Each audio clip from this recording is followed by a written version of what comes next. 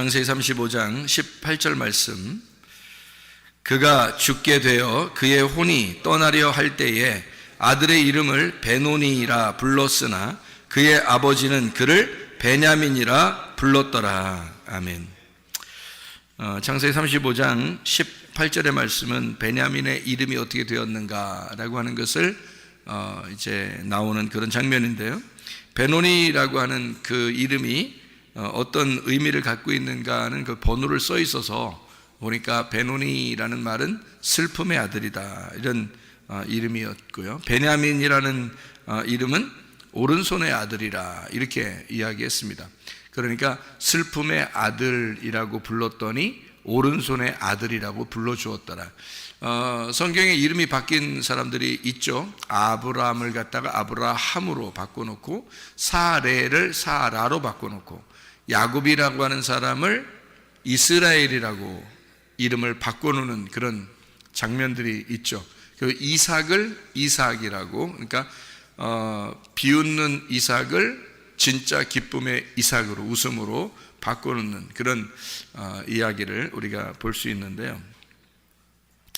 여기서 보면 베노니라는 이름이 베냐민이라는 이름으로 바뀌었더라. 그럼 바뀌는 어떤 과정이 있었을 거 아니겠는가? 그 과정이, 그러면 슬픔의 아들이라는 단어에서 오른손의 아들이란 말은 전혀 반대 말인데, 전혀 반대인데 이 반대가 갈 때 그 과정이라는 게 있지 않았을까 하는 얘기입니다. 그 과정이. 그럼 그 과정이 어떤 과정일까? 슬픔의 아들이라고 하는 것이 있고 오른손의 아들이라는 게 있다면 완전 반대거든요. 그러면 슬픔의 아들, 오른손의 아들이 오른쪽에 있다면 슬픔의 아들은 그럼 어느 쪽에 있겠어요? 왼쪽에 있겠죠. 그러니까 슬픔의 아들 쪽에 있는 왼쪽, 오른손의 아들 쪽에는 오른쪽인데, 그 오른쪽에는 그러면 슬픔이 변하여 오른쪽으로 갔으니까 부활의 모습, 그러니까 기쁨의 오른손으로 바뀌었겠죠. 그죠? 자, 슬픔의 아들이 기쁨의 아들로 바뀌었다. 왼손에 있던 아들이 오른손의 아들이 되었다. 이제 이런 의미를 우리가 바라볼 수 있죠. 그러니까 한쪽에는 슬픔이라고 썼지만 사실은 기쁨을 반대로 쓰기 위해서 쓴 것이고, 오른손의 아들이라고 썼지만 왼손이라고 하는 것에 반대로 쓴 거란 말이에요. 그죠? 그러니까 왼손은 슬픔이고 오른손은 기쁨이다, 이런 얘기가 되겠죠. 예수님께서도 하늘나라에 올라가서 하나님의 보좌 어디에? 우편에 앉아 계시다 그러죠. 그러면 우편이라고 하는 거는 권능의 자리를 얘기하는 거고, 또 기쁨의 자리를 얘기하는 거고, 부활의 자리를 말하는 것이다. 그러니까 오른쪽이라고 하는 것은 왼쪽에서 오른쪽으로 갔을 때는 슬픔에서 기쁨으로, 그리고 죽음에서 부활로, 아래에서 위로 올라갔다, 이렇게 볼 수가 있죠. 예수님 십자가 밖에 돌아가실 때도 왼편의 강도와 오른편의 강도가 있었죠. 한쪽 편의 강도가 이제 그 예수님을 비난하게 되고, 또 한쪽 편의 강도는 이제 구원을 받게 되는 그런 일들도 있었단 말이에요. 그죠?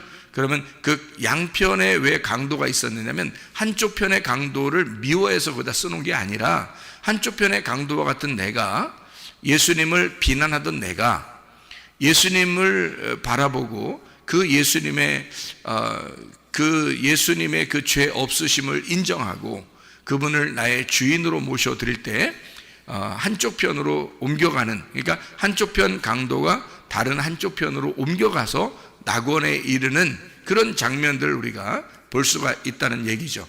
부자와 거지나서에서 부자가, 가짜 부자였던 부자가 예수님을 이제 제대로 가난한 거지가 되게 되면, 그러면 하늘나라의 진짜 부자가 된다라는 그런 이야기를 하는 것과 마찬가지죠. 그러니까 왼쪽과 오른쪽에는 모두 다 이게 완전히 반대를 성경에 써놓는 것은, 이것을 반대로 써놔서 이쪽 편과 이쪽 편을 갖다가 서로 한쪽은 나쁘다, 한쪽은 좋다라는 것을 쓰려고 하는 게 아니고, 한쪽 편에 있던 자가 한쪽 편으로 가는, 그러니까 이것이 두 개 다 내 마음 안에서 이루어지는 것이다 라는 것을 우리가 생각해 볼 수 있는 거죠. 그러면은 마음 안에서 베노니가 베냐민이 되었다라고 하는 것은 슬픔의 아들이 기쁨의 아들로 바뀌었다. 왼손의 아들이 오른손의 아들로 바뀌었다. 이렇게 볼 수가 있죠. 그러면 어디에서 일어나는 사건이라고요? 내 마음 안에서 일어나는 사건이라고요. 내 마음 안에서 일어나는 사건이니까 왼손이 오른손으로 슬픔이 기쁨으로 바뀌었으니까 어디에서 어디로 옮긴 거예요? 지옥에서 천국으로 옮긴 거죠. 그러니까 지옥의 자식이었던 땅의 운명에서 하늘의 운명으로 천국의 자식으로 바뀌었다는 거죠. 그러니까 땅의 운명에서 하늘의 운명으로 바뀌었다. 이렇게 볼 수 있는 그런 내용들이란 말이에요. 그러니까 나 자신에 대한 하나님께서 우리에게 배려하시는 그 말씀 자체는 나에게 말씀하시는 것이다 라는 것을 우리가 기억해야 되죠. 베냐민이 옛날에 살았는데 그 베냐민이라는 사람이 원래 이름이 옛날에 베논이었대, 태어날 때는. 그런데 그 아들을 아버지가 이름을 다시 불렀대, 베냐민이라고. 그래서 베냐민 지파가 있는 거야, 이스라엘 땅에는. 그 베냐민들이 지금도 살고 있어, 베냐민 지파 사람들이 지금도 살고 있어 라고 그렇게 얘기를 한다면 성경하고 나하고는 아무 상관없는 말씀이 되는 거죠. 그렇죠? 그런데 이 말씀이 나하고 진짜 상관 있는 말씀이 되려면 어떻게 돼야 돼요? 베노니가 베냐민이 돼야 되는데 내 마음 안에서 이루어지는, 내 마음 안에서 베노니가 베냐민이 되고 왼손이 오른손 되고 말이에요. 땅이 하늘로 되고요, 땅의 운명에서 하늘의 운명으로 바뀌어야 되고 지옥의 삶에서 내가 천국의 삶으로 바뀌어야 된다. 이것이 하나님이 우리에게 요구하시는, 너 왼편에 있다가 오른편으로 간다는 그런 하나님의 그 의도하심, 우리에게 인도하시는 그 하나님의 의도를 우리가 마음을 깨닫게 되는 것이 성경이다. 그것을 우리가 알게 되면 하나님은 결론적으로 우리에게 어떤 걸 주시려고 하겠단 말이에요. 결론적으로는 베노니가 아니라 베냐민이라는 것이 결론인 거죠. 하나님이, 그죠? 하나님 우리에게 주시려고 하는 건 베노니가 아니에요. 베냐민이라고 하는 걸 주려고 했던 거죠, 우리한테. 그러니까 이런 결론이 성경에 나와 있다는 얘기는 결국 우리를 베노니로 죽는 게 아니고 너는 베냐민으로 살아야 돼 라는 것을 우리에게 말씀하시는 그런 내용이 되겠죠. 그러면 이 성경 자체가 베노니와 베냐민이라는 이름이 써 있을 때 이 두 개가 같이 써 있는데, 두 개는 결국엔 이 성경은 베노니 쪽이 아니라 베냐민 쪽에 있었던 거란 얘기죠. 왜냐하면 결론이 그렇게 나와 있는 거니까. 그럼 여러분과 저의 태어남이 중요한 거예요? 태어난 다음에 다시 태어나서 하늘의 삶을 사는 게 중요한 거예요? 다시 태어나는, 거듭나는 것이 필요한 것이다. 거듭난. 그러니까 예수님이 이제 그 바리새인들한테도 거듭나야 된다 이렇게 얘기하는 게, 물과 성령으로 너가 다시 태어나야 된다. 어떻게 뱃속에 들어갔다가 다시 태어나야 됩니까? 니고데모가 그렇게 물어보죠. 예수님이 네가 참 선생이면서도 그것도 모르냐, 이런 얘기. 이건 육체적인 얘기가 아니라 영적인 이야기야. 그런 이야기를, 하늘의 이야기를 갖다가 해주니까 니고데모가 뭐 알턱이 있나요? 잘 모르죠. 알턱이 없죠. 그래서 알턱이 없어서 그냥 땅의 생각을 하다 보니까 엄마 뱃속에 다시 들어갔다가 또 태어나야 됩니까? 라고 이런 생각만 하는 거죠. 그랬더니 예수님이 그런 말이 아니야, 물과 성령으로 다시 태어나야 돼 라는 말을 했으니까, 물과 성령으로 태어나는 말을 왜 그렇게 했을까요? 갑자기 뜬금없이 거듭난다고 하는 것은 물과 성령으로 태어나야 돼 라는 말을 왜 뜬금없이 했을까요? 그 뜬금없는 얘기 아니에요. 예수님이 거기 다 이어져서 얘기하는 건데 그게 뜬금없이 얘기하는 것처럼 들리는 거예요. 왜?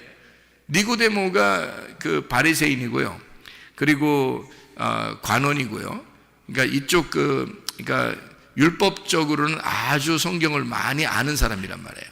그런 율법적으로 많이 아는 사람에게 예수님이 뜬금포를 날렸다? 물과 성령으로 거듭나야 돼 라는 말을 그렇게 날렸다고 하는 것은 그 사람을 뭐랄까, 너 성경 뭐 이런 건 알아? 이러면서 이제 그렇게 말한 게 아니라, 너도 알 텐데, 내가 이렇게 말하는 거 보면 너도 알 텐데 하면서 얘기를 하는 거예요. 그게 그런 식으로 얘기하는 거지. 진짜 뭐 무시해가지고 너 이런 거나 알아? 너 거듭나는 게 뭔지나 알아? 뭐 이렇게 얘기하면서 얘기하는 내용이 아니라는 거죠. 왜냐하면 구약 성경에 진짜 구원, 하나님의 그 언약, 하나님의 그 약속이라고 하는 건 말이에요. 물과 성령으로 태어나는 것을 이야기하는 것이거든요. 그러니까 물과 성령으로 거듭나고 태어나야 된다는 것은 그냥 신약에 와서 예수님이 갑자기 거듭나려면 물과 성령으로 태어나야 돼라고 이야기하는 게 아니고, 구약 성경에도 물과 성령이라고 하는 것이 이미 존재하고 있었다는 얘기입니다. 그것으로 거듭나야 돼라는 말은 그 말씀을 너가 깨달아야 돼. 이 말씀을 깨닫지 못하면 이해를 못하는 거야. 이게 무슨 말인지를 이해를 못하는 거야. 그러니까 진리의 말씀으로 네가 거듭나야 돼라는 말은 너는 슬픔의 아들이야. 그런데 네가 오른손의 아들이 될 거야. 이렇게 바뀌는 거란 말이에요. 다시 말하면 구약에 있는 물과 성령이라고 하는 것이 사인이 계속 있었죠. 물과 성령이라는 것이 어떻게 사인이 있었어요? 여러분 성경에 보면 출애굽할 때요, 사람들이 출애굽할 때 그 기둥 2개가 있는데요. 기둥 2개가 2개가 아니라 하나인데 뭘로 인도했죠? 이스라엘 백성들을 구름 기둥과 불 기둥으로 인도했습니다. 그러면 하나는 구름 기둥이요, 하나는 불 기둥이란 말이에요. 그럼 이것이 2개가 번갈아가면서 나타나가지고 막 인도한 거예요? 아니면 원래 하나인 거예요? 원래 하나인 거예요. 아침에는 구름 기둥으로 바뀌고요, 저녁에는 불 기둥으로 바뀌는 겁니다. 그러니까 구름 기둥과 불 기둥이라고 하는 것으로 이렇게 2개가 같은 하나로 우리를 인도하는 말씀이었다라는 얘기입니다. 그게 천사였다, 그렇게 얘기하죠. 그러니까 구름 기둥과 불 기둥으로 인도하는 천사였다. 그것으로 우리가 이제 이 말씀이라고 보는 거죠. 이 말씀이 그렇게 이루어졌다라는 얘기예요. 그러면 하나 구름 기둥은 뭘로 이루어졌어요? 물로 이루어진 거죠. 물층으로, 그죠? 불 기둥은요, 불로 이루어진 거죠. 예, 그러니까 물과 불로 이루어진 것이다. 이 성경은 물과 불로 이루어진 것이다, 이렇게 되죠. 물과 불로 이루어진 것이 있는데 그것이 물과 성령으로 이루어져야 된다라는 그런 얘기예요. 또 하나가 있죠. 창세기 9장에 보면 무지개가 있습니다. 무지개를 어떻게 보는 거죠? 무지개가 어떻게 돼 있죠? 이렇게 활 모양으로 돼 있어 가지고 뭐가 올 때 이게 와요? 비가 오고 난 다음에 물기가 있을 때 햇빛이 딱 뜨고 그 속에 빛이 나는 거죠. 그러니까 물 안에 빛이 있는 거예요. 맞죠? 물 안에 빛이 있는 거예요. 그러니까 물 안에 불이 있는 거란 말이에요. 물 안에 불이. 그러니까 물과 성령으로 거듭난다, 이 말이 원래 구약에 있는 그 내용들은 그렇게 표현이 되어 있었어요. 그러니까 하나님의 말씀들은 이미 그 언약이 그렇게 속에 되어 있었는데 그거를 이제 이 니고데모라는 사람이 아무리 율법사라도 그런 속의 내용을 집어넣고 있었는지를 내용을 몰랐던 거죠. 그러니까 예수님이 너 그 내용을 그런 거 들어봤지? 이런 거야 라고 설명하는 건데요, 그걸 모르죠. 왜냐하면 겉으로 이게 물과 성령으로만 생각하니까 물과 성령으로 거듭난다? 이게 뭐지? 이렇게 생각하니까 그런 거지, 사실은 그게 구약 성경에서 다 있었던 그런 내용들이란 말이에요. 그러니까 물 안에 불이 있는, 그죠? 물 안에 불이 있는 이것이 다 존재하고 있었던 거죠. 그래서 생각해 보세요. 창세기 1장에서도요 흑암이 있었고 하나님의 그 신은 그 물 위에 이렇게 존재하고 있었다라고 되어 있죠. 그러니까 물과 불이란 말이에요. 그러니까 그 불이 이쪽 땅으로 이렇게 침투해 들어오는데 그것을 뭐라고 표현하냐면 빛이 들어왔다, 이렇게 말하는 거예요. 그래서 이쪽 어둠에 빛이 들어왔다. 뭘 뚫고요? 물층을 뚫고 들어왔다는 거죠. 그러니까 물과 불이라고 하는 물과 빛, 이것을 설명해 놓는 그런 얘기들이거든요. 그러니까 거듭난다고 하는 것은 물과 성령으로 거듭나야 된다라는 말이 같은 내용들이었는데 율법을 아는 사람들은 그 말씀이 무슨 말인지 잘 이해가 안 될 수가 있죠. 그러니까 그러나 이건 원리적으로 딱 정해져 있는 것이니까 예수님은 아는데 니고데모는 모르고 있더라, 이런 얘기가 되겠습니다. 자, 무슨 말인지 알죠? 자, 그러면은 우리 성경을 생각해 보세요. 노아 시대에 뭘로 심판하죠? 물로서 심판합니다. 그러면 물로서 심판하는 노아 시대에 마지막에는 뭘로 심판한다 그래요? 불로서 심판한다 그래요. 그러면 그 불로서 심판한다는 것은 싹 다 태워가지고 그냥 뭐 작살내겠다는 의미예요? 아니면은 뭔가 하나님께서 우리를 사랑하는 그 마음이 속에 들어있는 거예요? 그냥 무작정 그냥 하나님 사랑하는 마음이 일단 들어있다고 일단 얘기를 해야 되겠죠? 왜냐하면 물로서 심판하시는 하나님이 불로서 심판하신다 그러면 무섭지, 더 잔인하지. 생각을 해보세요. 물로 죽이는 게 더 잔인해요? 불로 태우는 게 더 잔인해요? 불로 태우는 게 더 잔인하죠. 그런데 우리는 그 안에 물로서 심판하신다는 그 내용에서도 거기에 뭐가 준비되어 있었어요? 방주가 준비되어 있었다고요. 방주가 준비되어 있으니까 그 물이 전혀 한 방울도 물이 그 안에 들어가지 못했습니다. 그는 하나님이 미리 방주를 비가 오기 전에 미리 준비를 다 해놓고 시작을 하는 거란 말이에요. 그렇죠? 그러면 불로서 심판한다는 얘기도 뭔가 하나님의 내용이 있겠죠. 그럼 물로 심판하는 것도 물청소, 불로 심판하는 것도 불청소야. 그러면 이게 어떻게 돼? 다 뭐가 청소라는 건 뭐 하는 거예요? 정결하게 하는 거란 말이에요. 그러니까 정결하게 우리를 깨끗하게 만들기 위해서 하는 작업들이라고요. 처음에는 물로 한 것이고 그 다음에는 불로 하는 거예요. 그래서 이게 순서가 정해진 내용이라고요. 이게 그러니까 이것 하나의 언약이라고요. 하나님의 말씀, 하나님의 언약. 그래서 물과 성령으로 거듭난다는 말은 성경에 나와 있는 이 두 가지가 합해서 진리의 말씀이다. 요거를 네가 깨닫느냐라는 말이에요. 그러니까 요 두 가지가 하나인데 요것을 하나는 심판을 가리키고 하나는 주님의 사랑을 가리킨다. 그러면 심판은 어떤 심판의 목적을 가지고 있는 거다? 아니면 구원의 목적을 가지고 있는 거다? 구원의 목적을 가지고 너를 청소하려고 하는 것이다 이 말이에요. 그게 심판이라고 하는 겁니다. 그러니까 물로서 오든 불로서 오든 결국 나에게 있어서는 하나님의 정결하심을 위하여 나를 깨끗하게 만드는 하나님의 심판이었다는 거죠. 그러면 그 심판 자체가 구원이 올 수 있다는 얘기예요. 이것이 하나님의 말씀이라고 하는 것을 깨닫기만 하면은 말입니다. 그러나 이걸 깨닫지 못하면 실제로 자기가 너무 교만해지고 하나님처럼 돼서 자기가 진짜 불심판으로 끝나버리면 이것은 영원히 기회가 없어지는 거죠. 그러나 이 전에 말씀을 우리가 깨닫고 하나님은 이렇게 목적을, 결과적인 그 결론의 목적을 하나님의 사랑, 하나님의 은혜, 하나님의 복음, 하나님의 구원으로 놓고 우리를 심판하시는 것은 우리를 깨끗하게 하심이다.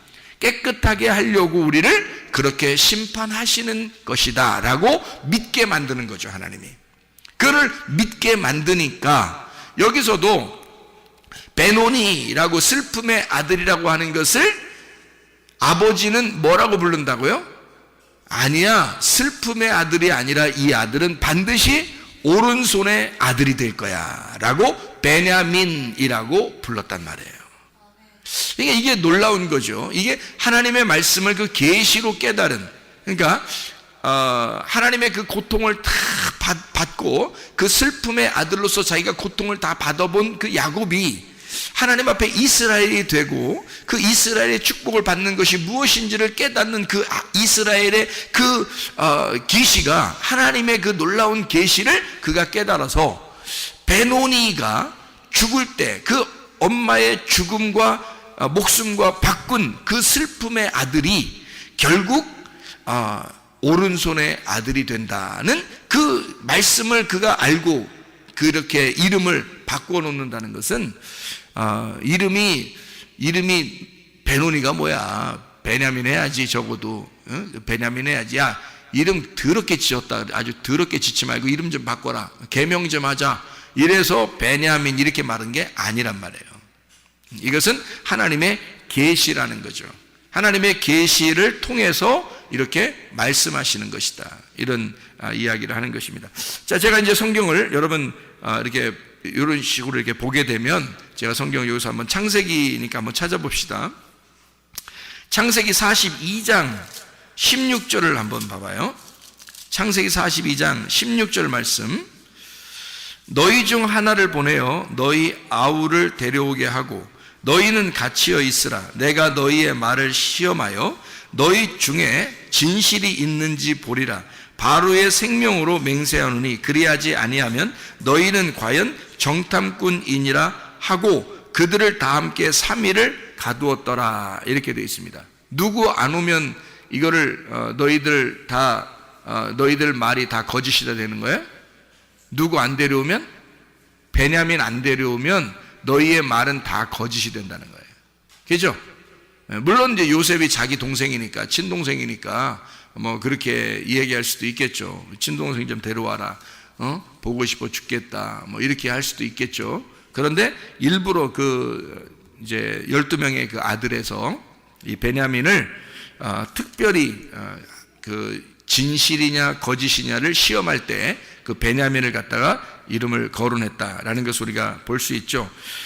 그래서 42장 18절에 보면요, 사흘 만에 요셉이 그들에게 이르되 나는 하나님을 경외하노니 너희는 이같이 하여 생명을 보전하라 라고 하고요, 20절에 너희 막내 아우를 내게로 데리고 오라. 그러면 너희 말이 진실함이 되고 너희가 죽지 아니하리라 하니 그들이 그대로 하니라. 이렇게 되어 있습니다. 그러니까 3일을 가두어 놓고 정신 버쩍 나게 하고 난 다음에 그 다음에 이런 얘기를 또 해요. 베냐민 데려와라. 그러면 너희들이 진실한지 아닌지 내가 시험할 수 있다. 이렇게 이야기를 하잖아요. 그러니까 베냐민이 뭘 대단한데 다른 사람들은 뭐 아무것도 아니야. 그럼 요셉한테는 다른 사람들도 아무거예요.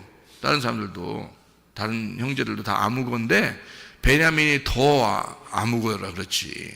자기 속에는. 왜냐하면 베냐민이 뭔 거예요? 그러니까 요셉의 입장에서는 베냐민이 시험하는 기준이란 말이에요.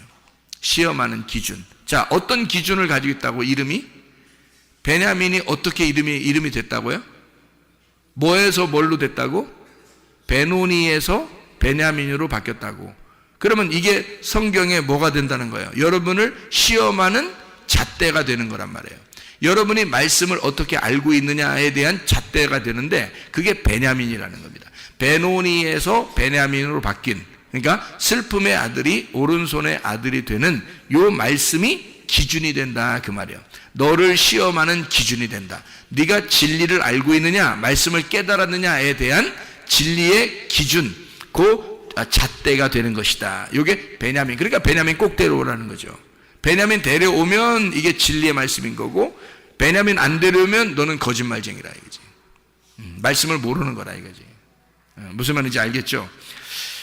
자, 창세기 42장 36절입니다. 그들의 아버지 야곱이 그들에게 이르되 너희가 나에게 내 자식들을 잃게 하도다. 요셉도 없어졌고 시므온도 없어졌거늘 베냐민을 또 빼앗아 가고자 하니 이는 다 나를 해롭게 함이로다. 자, 뭐라는 거예요?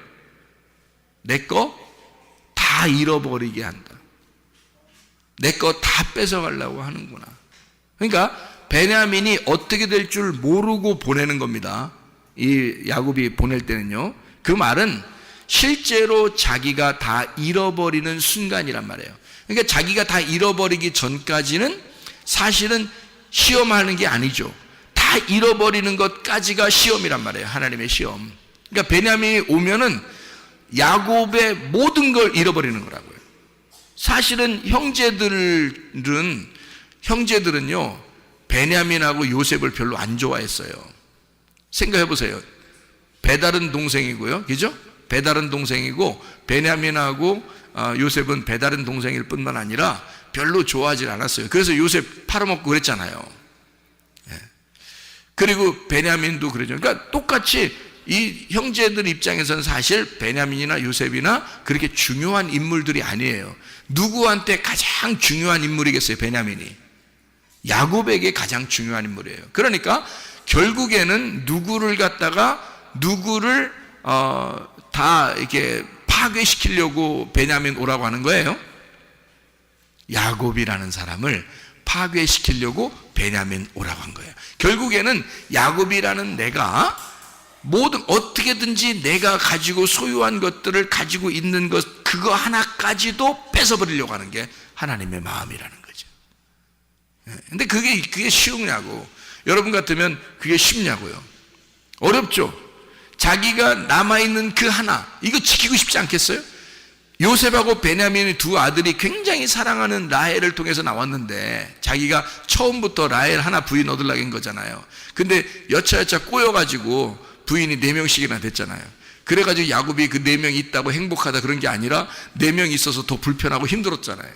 오늘 라헬 한 명만 데리고 있었으면 뭐 요셉하고 베냐민 둘만 낳고 재밌게 살았을 수도 있죠. 그죠? 자기가 원하는 결혼을 했으니까. 그런데 원하지 않게 3명의 부인을 더 얻은 거예요. 야곱이. 힘들죠. 한 명도 힘든데 4명이면 얼마나 더 힘들겠어요. 그렇게 힘들게 살아가는 야곱, 이 야곱에게서 요셉하고 베냐민이 너무 사랑스러운데 그걸 뺏어가는 거예요. 요셉은 죽었다고 됐죠. 그죠? 팔아 넘겼는데 죽었다고 얘기했잖아요. 그 아들들이. 그러니까 죽은 줄 알죠. 베냐민 하나 또 뺏겨가면 이제 이건 죽으나 사나 이거 살든지 죽든지 뜻대로 하시옵소서 이제 이 노래 또 부르게 되는 거예요. 그러니까 베냐민 보내면서 그 말한 거예요. 살든지 죽든지 뜻대로 하소서. 눈물 쭉 이렇게 흘리고 그러는 거지. 그러니까 결국에는 누구의 마음을 찢어 놓으려고 한 거예요? 베냐민의 아버지의 마음을 찢어 놓으려고. 그 누구예요 그게? 베냐민의 이름을 지어준 게 누구예요? 아버지잖아요. 그 아버지의 마음을 찢어 놓는 거예요.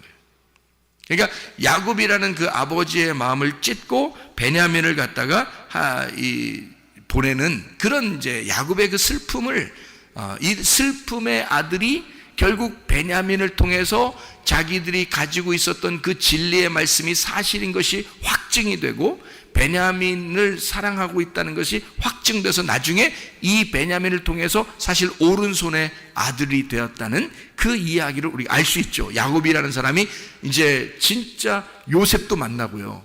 예? 요셉도 만나고 뭐 부활하신 예수님이죠. 요셉이 감옥에 잡혀 있다가 꿈을 해석해주고 그리고 바로의 이제 오른팔이 됐으니까 오른손의 아들이 된 거죠. 그래서 베냐민을 통해서 요셉을 만나게 되잖아요. 그죠? 베냐민을 통해서. 그죠? 슬픔의 아들이 오른손의 아들이 되는 베노니가 베냐민이 되는 역사. 이게 성경이라는 거죠. 그래서 베냐민을 통한 요셉까지도 만나게 되는 역사다. 근데 베냐민을 오라고 할 때는 야곱의 가슴이 어떻게 된다? 찢어지는 것이다. 이 슬픔의 아들이 되는 거다. 베냐민을 통해서 슬픔의 아들이 된다. 근데 베냐민을 통해서 가보니까 오른손의 아들이 되었다. 권능으로 요셉이 앉아있더라는 거죠. 이런 것을 성경에서 깨닫게 되었더라 이 말입니다. 창세기 43장 14절요. 43장 14절 말씀. 자, 전능하신 하나님께서 그 사람 앞에서 너희에게 은혜를 베푸사 그 사람으로 너희 다른 형제와 베냐민을 돌려보내게 하시기를 원하노라. 내가 자식을 잃게 되면 이들이 이르리로다. 이 말 뭐 가끔 나오죠 성경에. 응? 죽으면 죽으리로다 이런 거 있잖아요. 죽으면 죽으리로다. 살든지 죽든지 뜻대로 하소서 하고 보내는 거예요. 눈물 쭉 흘리면서. 그죠? 이르면 이르리로다. 그렇게 보내죠. 44장 30절입니다. 44장 30절. 아버지의 생명과 아이의 생명이 서로 하나로 묶여 있거늘 이제 내가 주의 종 우리 아버지에게 돌아갈 때에 아이가 우리와 함께 가지 아니하면. 그런 말하죠. 45장 27절을 한번 봐요. 45장 27절 28절까지요. 그들이 또 요셉이 자기들에게 부탁한 모든 말로 그에게 말하매 그들의 아버지 야곱은 요셉이 자기를 태우려고 보낸 수레를 보고서야 기운이 소생한지라. 이스라엘이 이르되 조카도다. 내 아들 요셉이 지금까지 살아있으니 내가 죽기 전에 가서 그를 보리라 하니라. 이렇게 되어 있습니다. 자, 베냐민의 이름이 어떻게 이루어졌냐면 베노니에서 베냐민으로 바뀌었습니다. 베노니는 슬픔의 아들이고 베냐민은 오른손의 아들입니다. 베냐민 지파에 대한 여러분이 좀 성경을 보게 되면요, 창세기 49장에 보면 이제 이스라엘이, 그러니까 야곱이라는 이스라엘이 축복하는 장면이 나와요. 창세기 49장이에요. 여러분, 창세기 49장, 창세기를 쭉 본 거니까 창세기 49장을 한번 봐봐요. 어떻게 보이나. 자, 49장 2절에 보니까 이렇게 되어 있어요. 너희는 모여 들으라. 야곱의 아들들아, 너희 아버지 이스라엘에게 들을지어다 라고 하고 축복을 시작합니다. 그죠? 그러고 난 다음에 누굴 먼저 축복해요? 3절에 누굴 먼저 축복하죠? 르우벤을 축복합니다. 르우벤아, 너는 내 장자요, 내 능력이요, 내 기력의 시작이라. 위풍이 월등하고 권능이 탁월하다마는, 자, 하다마는 이제 그러나 이러면 이제 뒤에 말이 좋은 말이 안 나와요. 그러면 그러나 그러면 안 좋은 말이 나오는데, 탁월하다마는 물의 끓음 같았은즉, 너는 물의 끓음 같았다는 말은 이게 나댔다 그 말이죠, 그죠? 너 좀 나댄다 이 말이에요. 자, 물의 끓음 같았은즉 너는 탁월하지 못하리니 네가 아버지의 침상에 올라 더럽혔음이로다. 그가 내 침상에 올랐었. 야, 진짜 여러분, 이거 아버지가 마지막 죽기 전에 자기 아들한테 할 말입니까? 아니, 그 전에 얘기하고 끝내야지. 뒤끝이 얼마나 심합니까 이게. 이건 지금 마지막, 지금 성경책에 쓰는 창세기를 마무리하면서 마지막으로 지금 쓰는 내용이에요. 성경을 창세기를 마무리하면서 야곱이, 그러니까 이스라엘의 조상이죠. 그러면 나중에 그 르우벤이 죽지 않는 한, 네? 그 자손들이 생길 거 아닙니까? 그죠? 자손들이 생기면 그 자손들이 나중에 이 성경책을 볼까 안 볼까? 보겠잖아요. 그러면 르우벤 자손들은 기분 더럽지 않겠습니까? 여러분이 르우벤 자손이라면 이 성경 여기 창세기 49장 내용을 보고 싶겠어요? 안 보고 싶겠어요? 여러분이 자손이라면 보고 싶겠냐고 이거를. 우리는 누구 자손이 되는 거다 그럼? 르우벤 자손이 되면 그 후손들이 이 책을 보면서는 우리 조상 르우벤은 이런 짓 했대. 이거를 쓰려고 생각이 나도 말하지 말았어야 되는 거 아니에요 이게. 그죠? 여러분 같은 말 하겠어요? 마지막 성경의 창세기를 마무리하면서 지금 쓰는 축복인데요, 그 축복을 하면서 축복은 고사하고 저주를 내린다 이게? 그러면 이상하잖아요 여러분. 이상하죠? 네? 안 이상해 하나도? 이상하죠? 이거 마지막 마무리 축복하는 장면에서 저주를 내리고 그리고 그의 자손들이 이것을 볼 수 있도록 만들었다?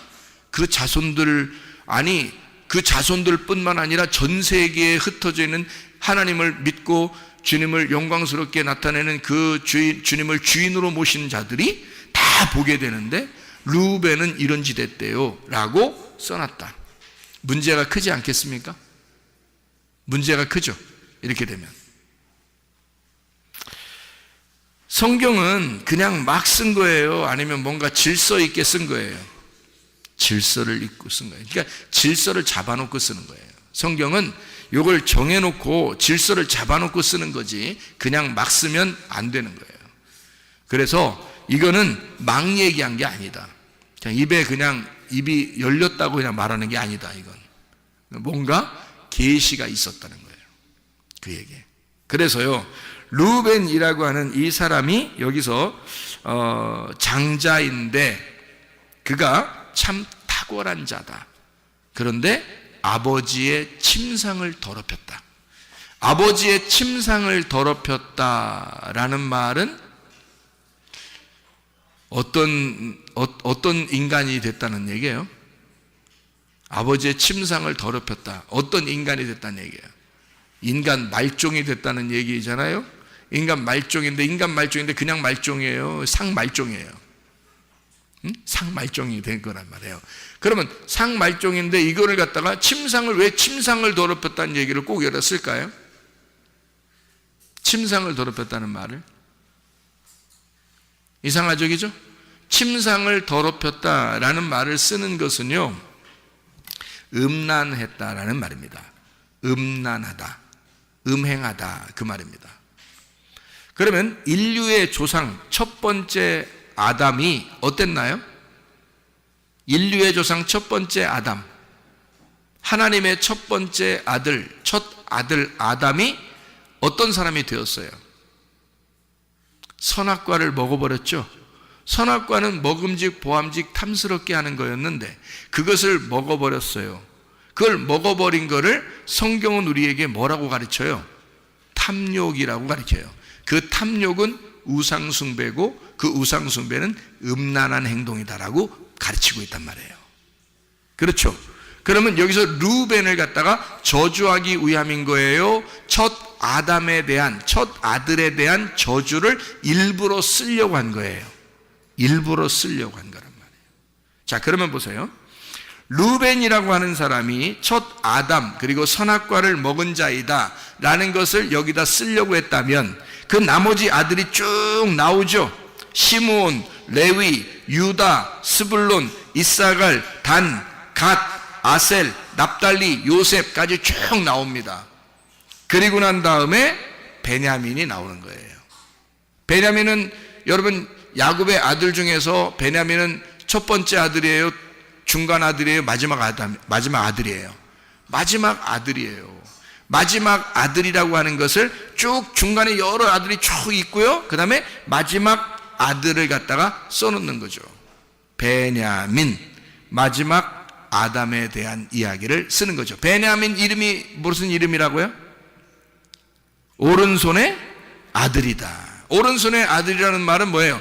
왼쪽에 있었다가 오른손으로 갔다는 얘기 아니에요, 그죠? 왼쪽에 있다가 오른손으로 갔다는 얘기니까 왼쪽에서 오른손으로 갔다는 얘기는 죽어서 부활했다는 얘기예요, 그죠? 땅에서 하늘로 갔다는 얘기고요. 그러니까 베냐민이라고 하는 아들을 최고 마지막에 쓴 이유는 쓰면서 마지막 아담, 오른손의 아들인 생명나무. 자, 첫 번째 르우벤은 어떤 아들이었다고요? 첫 아담을, 그가 뭘 먹었다고요? 선악과를 먹었다. 그래서 음행하다라는 말을 쓰는 거고, 베냐민이라는 이름, 그 아들의 이름은 뭐라고요? 오른손의 아들이라고요. 일부러 베냐민을 축복하는 겁니다. 마지막으로 베냐민을 축복해. 물론 마지막 아들이니까 마지막으로 축복하는 거 당연하겠죠. 근데 베냐민을 마지막으로 놓고 축복하면서 오른손의 아들, 생명나무를 먹은 자, 생명나무가 된 자를 축복하는 것이다, 그 말입니다. 자, 그래서 베냐민을 통해서요, 잘 봐요. 여기에 원래 처음에는요, 요셉이라는 사람이 야곱의 아들 요셉이 죽임당하려고 하다가 형들한테 죽임당하려고 하다가 요셉이 형들이 죽여서 뭐하냐, 팔자. 그래서 팔아버린 거거든요. 그러니까 요셉이 하나 잃어버리고 몇 명 있었어요. 거기에 형제들이 요셉 하나 잃어버렸으니까 몇 명 있었겠어요? 11가 있었단 말이에요. 그러니까 하나가 없어졌단 말이에요. 11가 모여 있었다고요? 11가 모여 있는데 11가 모여 있으면 돼요, 안 돼요? 안 돼요. 왜요? 야곱의 그 아들들은 12이 돼야 돼요. 12지파가 돼야 되거든요. 그게 이스라엘이란 말이에요. 자, 이해가 됩니까? 그러면 12아들, 12지파가 돼야 되는데 그게 하나님의 정하심인데 요셉을 잃어버렸으니까 그러면 11가 되잖아요, 그죠? 그럼 여기서 이스라엘에서 계속 가나안 땅에서 살게 되면 계속 11가 살게 되는 거겠죠, 그죠? 11의 아들이 계속 사는 거잖아요, 11명이, 그죠? 그런데 요셉이 어디에 가 있어요? 애굽에 가 있죠. 애굽에 가 있어서 쌀을 갖다가 이제 아들들이 가가지고 쌀 좀 얻어오는 거예요. 쌀 얻어서 쌀 좀 사가지고 쌀 얻어서 왔는데 요셉이 무슨 주문을 했어요? 무슨 주문? 베냐민 데려와라 그러죠. 베냐민 데려와라. 베냐민 안 데려오면 니는 이제 나하고 이제 끝났다. 뭐 이렇게 되는 거예요. 그러니까 이거 베냐민 안 데려갈 수도 없고, 이제 뭐 데려가자니 이제 뭐 무섭고, 안 데려가자니 더 무섭고, 이렇게 되는 거예요. 진퇴양난인 거예요, 이 사람들이. 근데 보세요. 베냐민을 데리고 오라고 그래요. 배 데리고 와가지고 뭐 여차여차해서 베냐민 갖다가 막 이렇게, 베냐민을 갖다가, 잡아놓는다 그러고 막 이래요. 그러니까 거기서 참 놀랍죠. 유다라는 사람이 있어요. 유다가. 유다 자손으로 예수님이 나오셨다 그러잖아요. 성경에, 그죠? 유다라는 사람이 참 놀라운 정말 그 가슴으로 아버지의 마음을 이야기해주는 그 유다 때문에 요셉이 눈물을 냅니다. 거기서 마음을 다 열어버리는 거예요. 그 전까지는 사실은 마음을 열지 않았어요. 그런데 유다가 막 아버지의 마음을 그대로 전달하는 거예요. 그래서 유다가 뭐라고 그러냐면, 이 베냐민하고요, 이 동생하고 아버지하고는 하나로 연결되어 있어요. 요셉한테 하는 얘기예요. 요셉이 이제 그 바로의 그 왕궁의 그 국무총리니까 뭐 어떻게 대화를 할 수 있는 상태가 아니거든요. 근데 유다가 용기를 내서 이제 얘기를 하는 거거든요. 얘기를 뭐라고 하냐면, 우리 아버지하고 이 베냐민하고는 둘이 생명이 연결되어 있다. 한 생명이다.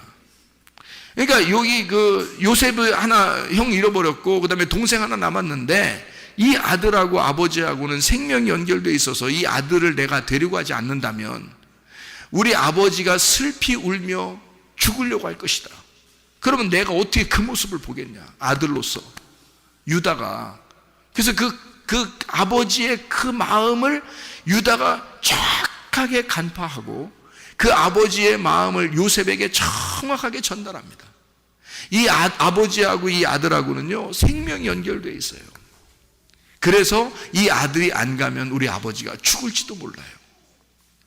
그러니 당신, 내가 부탁합니다. 이 베냐민을 보내주시고 나를 잡아주세요. 야, 이거 뭐, 나를 여기다 잡아두시고 베냐민을 아버지에게 돌려보내 주시기 바랍니다. 그러니까 왜냐하면 자기 입장에서 볼 때는 지금 요셉이 뭐 꼭 베냐민만 원하는 게 아니라 누구라도 잡아놓으면 되니까, 그렇죠? 누구라도 잡아놓으면 되니까 베냐민을 놓아주고 우리 아버지 죽으면 안 됩니다. 이러면서요, 그러니까 요셉 잃어버리고 얼마나 슬퍼하는 아버지인 것을 알았잖아요. 그러니까 이 베냐민까지 잃어버리면 큰일 난다는 거죠. 그러니까 유다가 나를 차라리 잡아주시고 이 베냐민 동생을 보내주십시오 라고 이야기를 한단 말이에요. 그때 요셉이 어떻게 하냐면 거기서 엉엉 울면서, 다른 부하들 다 나가라고 그러고요, 거기서 엉엉 울면서 내가 동생 요셉이라고 거기서 밝히는 거예요. 야, 진짜 그 가족이요, 자, 12명의 그 아들이요, 여러분 보세요, 다 11명이 살고 있었습니다. 요셉 잃어버렸고 11명이 늘 11명이 살고 있었어요. 그런데 요셉이 베냐민을 데리고 와라, 베냐민을 데리고 오면 너네가 진리를 아는 것이고 진실한 것이며, 너네가 베냐민을 데리고 오지 않으면 너희들은 거짓말장이다 라고 그렇게 이야기하면서 베냐민을 데리고 오라고 그래요. 그 베냐민을 데리고 와서 결국 12명이 다 거기에 모이게 되는 것입니다. 베냐민이 아니었으면 12명이 모일 수가 없죠. 11명만 계속 모이고 있었는데 베냐민을 통해서 12명이 모이게 되는 거죠. 야, 그런 놀라운 역사가 베냐민을 통해서 이루어졌다는 거죠. 그러니까 이 베냐민이라고 하는 사람, 12지파를 완성하게 되는 베냐민이 없어서는 12지파가 완성되지 않는 거죠. 그래서 베냐민 지파 사람들이 하나님 앞에 참 귀하게 쓰임받는 사람들이 꽤나 있습니다. 어떤 사람들이 베냐민 지파인데 하나님 앞에 쓰임받냐면요, 가장 나는 작은 자입니다 라고 주장했던 사람이 있었어요. 그가 누구냐면 사울 왕이었습니다. 자기는 베냐민 지파 중에 가장 작은 자인데요 라고 할 때 하나님은 그 사람을 왕으로 세웠단 말이에요. 자기를 작은 자라고 여길 때 하나님은 왕으로 그를 세운다. 그 사울 왕의 이름을 그대로 본따서 신약에 사울이라고 하는 스데반을 죽인 사람이 있었어요. 그 사람이 하나님께서 만나주시는 거예요. 주님이 그 사울을 만나주시는 거예요. 그 사람이 베냐민 족속이에요. 바울이요. 하나님이 하나님께 쓰임받는 사람, 하나님이 쓰시려고 하는 사람들은 큰 자들이 아닙니다. 자기를 작게 여기는 자들. 나는 죄인 중에 괴수요. 바울이죠, 그죠? 그 사람 베냐민 지파 사람이에요. 베냐민 지파는 막내예요. 지파들 중에서 막내라고요. 그런데 그 막내인 베냐민 지파를 통해서 전 세계가 복음화가 되는 놀라운 역사가 일어나게 됐다. 그게 바울이었다.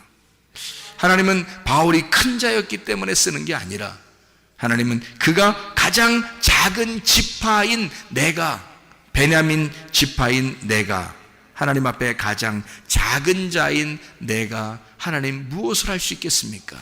라고 주님께 고백하게 될 때 주님은 그 사람을 들어서 오른손의 아들로 만들어 주신다는 겁니다. 하나님의 그 놀라운 역사죠. 이렇게 베냐민은 막내지만 이 베냐민을 통해서 마지막 아담을 완성하고 12지파의 모든 지파를 완성하고 그리고 이 모든 오른손의 왼쪽에서 드디어 오른쪽으로 가게 되는 놀라운 역사를 이 아버지가 그가 태어날 때 대논이었어요. 분명히 슬픔이었습니다. 자기가 가장 아끼고 사랑하는 아내가 잃어버렸어요. 그 순간, 그러니까 이 아들을 얻을 때 자기의 아내가 죽은 거거든요. 그렇게 슬픔이 있는 아들, 이 아들을 아버지는 오른손의 아들이라고 그렇게 불렀단 말이에요. 너는 슬픔의 아들이 아니라 마치 이제 오른손의 아들이 될 것이다. 드디어 너는 오른손의 아들로서 너는 살게 될 것이다.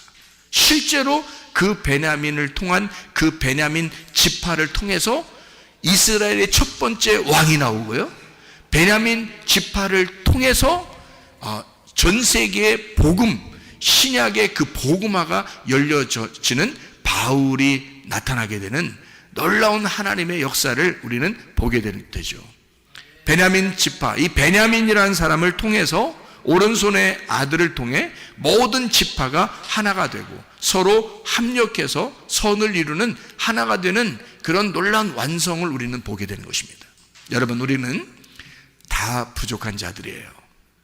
우리는 특별히 이방인들이고요, 그런 12지파에도 속하지 못하는 그런 아주 연약한 자들이에요. 그러나 마태복음 25장에는 이렇게 말씀하고 있습니다. 너희가 지극히 작은 자에게 한 것이 곧 나에게 한 것이다, 이렇게 말씀하고 있습니다. 다시 말하면 여러분과 제가 작은 자라고 여길 때 주님은 나와 함께 하시고 있다는 겁니다. 내가 작은 자라고 여기는 그 사람에게 주님은 함께 하고 있다. 그래서 작은 자에게, 지극히 작은 자에게 한 것이 곧 나에게 한 것이다. 네가 그러면 지극히 작은 자가 된다면 주님은 나와 함께 할 것이다. 그러면 나와 함께 하시는 그 주님, 그 임마누엘의 그 주님은 내가 작은 자라고 고백할 때, 내가 겸손하게 주님 앞에 머리 숙이고 무릎 꿇을 때 하나님 우리와 함께 하신다. 주님은 여러분과 함께 하시기를 원하십니다. 여러분 지금 슬픔의 아들인지 모르죠. 그러나 하나님 반드시 여러분을 오른손의 아들로 삼아주실 것입니다. 슬픔의 아들이 결론이 아니고요, 오른손의 아들이 결론이에요. 그래서 완성이 되는 것입니다. 하나님의 그 권능, 그 부활의 그 권능 안에 하나님은 우리에게 결론을 정해놓고 우리를 갖다가 슬픔의 아들이 어떻게 하면 오른손의 아들이 되는가를 우리에게 알려주시는 것이 이 성경책이라는 거죠. 하나님의 말씀을 통해서 우리가 우리 자신들의 그 여건이, 환경이 그렇게 슬픔뿐일 수밖에 없는, 괴롭고 슬프고 어려움 가운데 있는 우리들일지라도 가장 작은 자인 나를 오른손의 아들로 삼아주시는 우리 하나님, 그래서 나를 급기야 하나님의 사람으로 쓰시는 하나님, 그런 여러분과 제가 되어서 주님과 동행하다가 주님 만나시기를 바랍니다. 우리 한번 기도하겠습니다. 기도할 때 하나님, 나는 어렵습니다. 힘듭니다. 부족합니다. 연약합니다. 이렇게 두렵습니다. 무섭습니다. 하나님, 초조합니다. 조급합니다. 하나님, 내가 이렇게 병이 들고 어렵습니다. 내가 이런 문제가 있고 어렵습니다. 나는 이렇게 살아갈 수밖에 없는 줄 알고, 이렇게 슬픔의 아들로 태어난 줄 알고, 그렇게 이 땅의 운명으로 살아가야 되는 줄 알고, 그렇게 연약하게 태어났으니 그렇게 살아가야 되는 줄 알고 그렇게 살아가고 있는 나이입니다. 그러나 우리 하나님, 나를 오른손에 아들로 만들어주시는 하나님, 나를 붙들어 주셔서, 권능의 오른손으로 붙들어 주셔서 나를 치료하시고 회복시키시고 하나님의 사람으로 사용해 주시옵소서. 우리